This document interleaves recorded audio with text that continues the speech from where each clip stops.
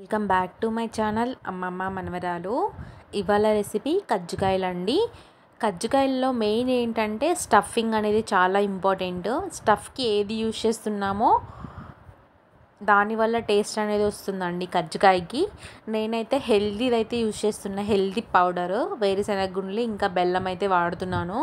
దానివల్ల బెల్లం అనేది బ్లడ్ని ప్యూరిఫై చేస్తుంది. ఇంకా వేరుశనగ గుండ్లు తినడం వల్ల ఎనర్జీ వస్తుందండి. రెండు కలిపి డేకి వన్స్ అయినా తింటే చాలా మంచిది హెల్త్కి. అందుకోసమని నేను 1/2 kg పల్లీలు వేగిచ్చేసుకున్నాను. ఇప్పుడు మిక్సీ జార్లో తీసుకొని ఒక 1/2 kg బెల్లం కూడా 1/2 kg వేరుశనగ గుండ్లకి 1/2 kg బెల్లం ఎత్తు తీసుకున్నాను. గ్రైండ్ చేసుకోవాలండి, మెత్తగా గ్రైండ్ చేసుకోకూడదు.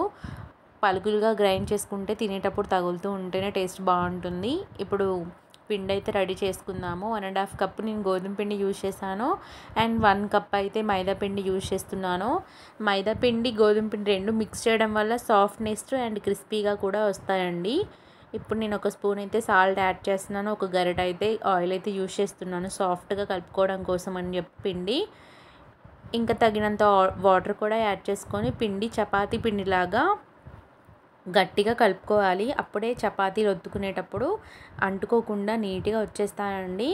నేను చిన్న చిన్న ముద్దల కింద చేసి పెట్టుకుంటున్నాను ముందే.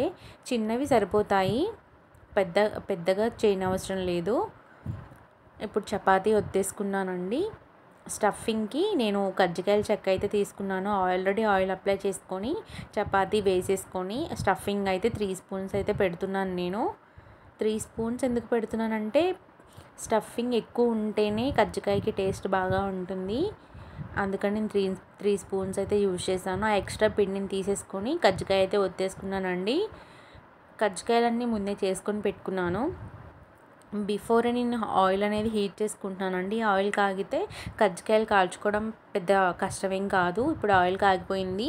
గోల్డెన్ కలర్ వచ్చే వరకు వేగించుకొని తీసేయాలి. ఈ రెసిపీ మీరు కూడా ట్రై చేసి కామెంట్ చేయండి టేస్ట్ ఎలా ఉందో.